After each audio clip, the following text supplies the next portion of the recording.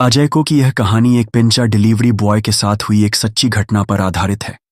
यह घटना जॉन के साथ तब हुई जब वह अपने कॉलेज के दिनों में एक छोटी सी पिज्जा शॉप में पार्ट टाइम जॉब करता था। एक रात करीब 1 बजे जब जॉन अपनी शिफ्ट खत्म करके घर के लिए निकलने ही वाला था, तब अचानक ही पिज्जा शॉप का फोन बजा। जॉन ने फोन उठाया।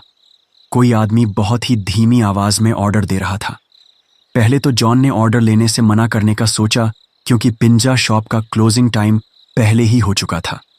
मगर जब उस आदमी ने 4 प्लांट साइज पिज्जा ऑर्डर किए तो जॉन ने हाँ कह दी, क्योंकि अक्सर बड़े ऑन ऑर्डर पर एक अच्छी खासी टीआरपी टिप मिलती थी और जॉन को पैसों की जरूरत भी थी। जॉन जल्द से जल्द पिज्जा लेकर डिलीवरी के लिए निकल पड़ा। डिलीवरी एड्रेस उस पिज्जा शॉप से काफ़ी दूर शहर के एक कोने में था। रात भी काफ़ी हो चुकी थी और रास्ता भी सुनसान था।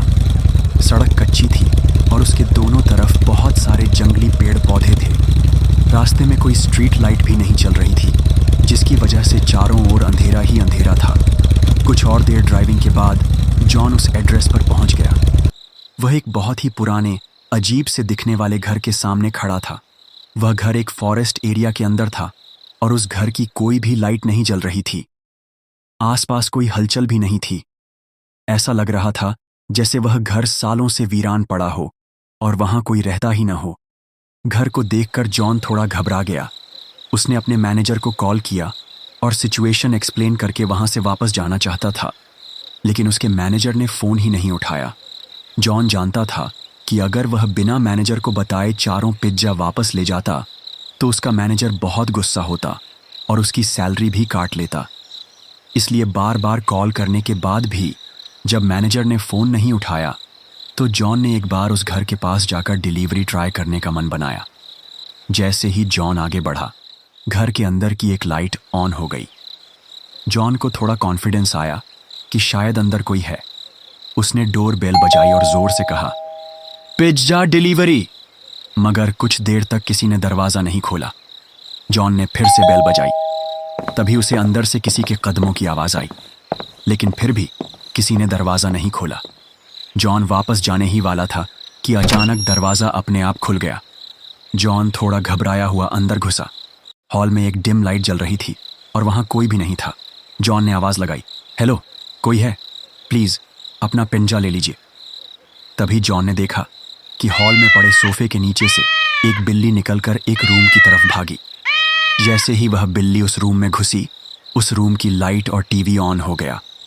साथ ही छोटे बच्चों की शरारत करने और हंसने की आवाज़ आने लगी। जॉन को लगा कि शायद कोई उसके साथ मजाक कर रहा है।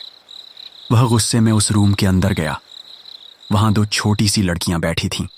वे दोनों एक कोने में बैठकर जॉन को अजीब तरीके से घूर रही थीं। जॉन ने कहा, मैं कब से डोरबेल बजा रहा हूँ और तुम लोग हो कि दरवाज़ा ही नहीं खोल रहे। वह गुस्से में था, लेकिन लड़कियां कुछ नहीं बोलीं, बस उसे घूरे जा रही थीं। जॉन ने फिर कहा, मैं पिज्जा देने आया हूं। क्या तुम्हारे घर में कोई बड़ा है जिससे मैं पेमेंट ले सकूं? तभी अचानक उन लड़कियों की आंखों का रंग सफ़ेद हो गया और उनकी चुप्पी एक खतरनाक हंसी में बदल गई। उन दोनों ने कमरे के दरवाजे की तरफ इशारा किया। जॉन जैसे ही पीछे पलटा, वह घबरा उठा। उसके हाथ से चारों पिज्जा के डिब्बे नीचे गिर पड़े, क्योंकि उसके ठीक सामने एक भयानक साया खड़ा था। ये सब देखकर जॉन डर के मारे कांपने लगा। वह जैसे तैसे अपनी बाइक की तरफ भागा और वहां से निकल गया।